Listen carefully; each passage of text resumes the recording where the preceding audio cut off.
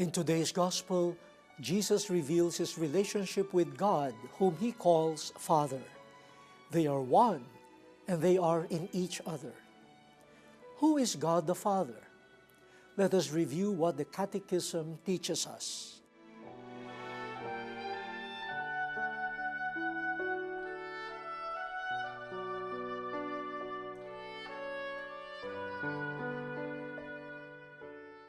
Since the Old Testament, God has always been identified as Father. This is partly based on how human experience and human language symbolically refer to the divine mystery. In different passages, God is called the Father of the poor and the Father of Israel, who is compared to a firstborn child. The Catechism tells us that such perception of God as Father is indicative of two important things. First, God as Father signifies that God is the origin of everything, whose authority transcends time and space. God is the Creator.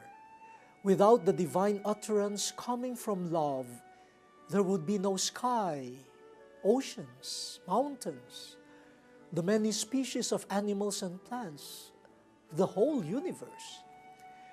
Without God's breath, there would be no life. The humble clay would not become a living human being, as we see in the book of Genesis. God is also the lawgiver.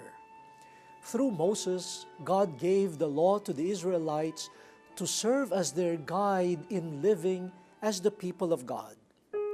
We should not forget another significant thing. God as Creator and Lawgiver is not detached from creatures or the people to be led. God also provides continuous goodness and loving care for all His children. God was the one who provided for the Israelites while they were wandering in the desert. God is the one who sustains the birds and the wildflowers, as Jesus tells us. This providence of God is frequently likened to that of a mother, which also underlines God's intimacy with creation. This is to say that God transcends the human distinction between the sexes. He is neither man nor woman. God is God, and transcending what we call traditional definitions of fatherhood and motherhood.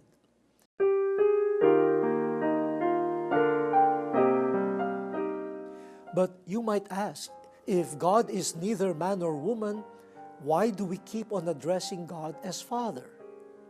The Catechism reminds us of one more reason, which is God's relationship with Jesus, the Son. God is Father not only in being Creator. He is eternally Father in relation to His only Son, who is eternally Son only in relation to His Father. Remember the discourse of Jesus. No one knows the Son except the Father, and no one knows the Father except the Son, and anyone to whom the Son chooses to reveal Him. Pope Benedict XVI put it this way: it is in the Lord Jesus that the benevolent face of the Father who is in heaven is fully revealed. It is in knowing Him that we may also know the Father. It is in seeing Him that we can see the Father, because He is in the Father, and the Father is in Him.